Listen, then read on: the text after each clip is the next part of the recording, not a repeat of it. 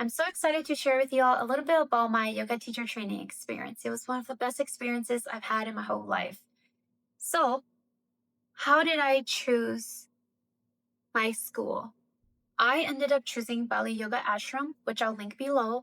And it really came down to cost, what the environment was like. I'm talking about visually. Like, I loved the green, I loved the sun, I needed that. And their structure, I really appreciated that they put their schedule up front and provided a lot of information about what they would be teaching and what we would be really able to take away. That really drew me in. It was pretty challenging in the beginning because I was feeling called to go to India because it is the home of yoga, and I don't regret my choice coming to this school. So the cost at the time when I went, which was October 2024 through November 2024, was 1,899 US dollars.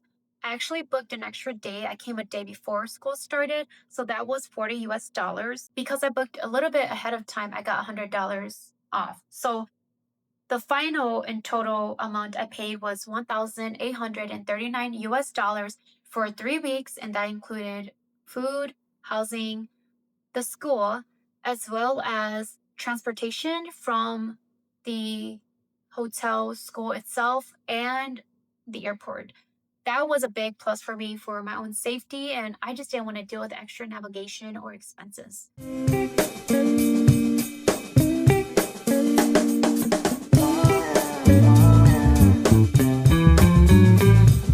My day to day would look like waking up 5:30ish a.m., going to Ashtanga yoga around 6, having pranayama, breakfast, self-study time, anatomy and alignment class, coconut break, philosophy, lunch, additional self-practice time, vinyasa flow, meditation, dinner, and then the whole evening to ourselves. We did have a few days as well as a few evenings that were kind of flexible where we were able to spend it on our own time doing whatever we wanted. A lot of us just went to the cities, traveled to other locations, and came back.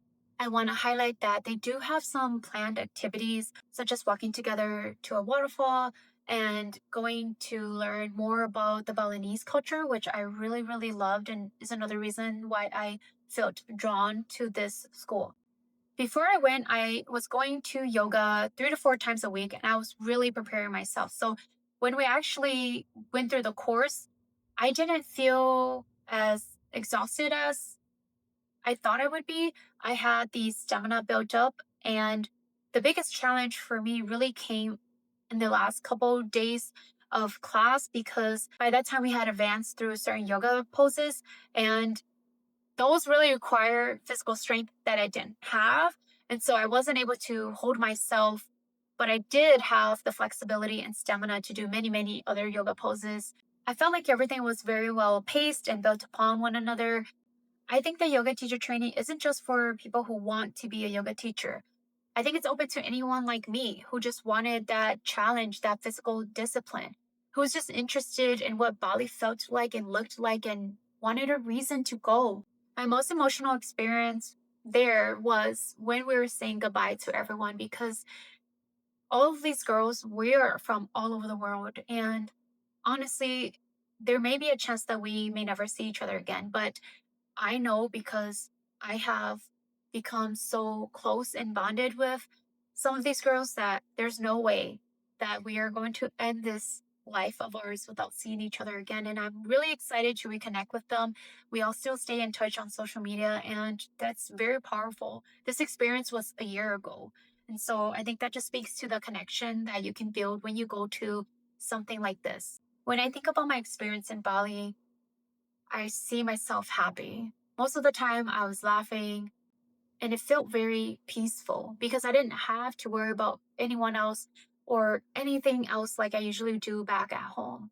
I really got to just be present with myself there. I got to be fully present and connect with my mind, my heart, my body, my soul. Like everything just felt so much in alignment. I didn't have to worry about cooking, what to eat. Everything was pre planned and set up.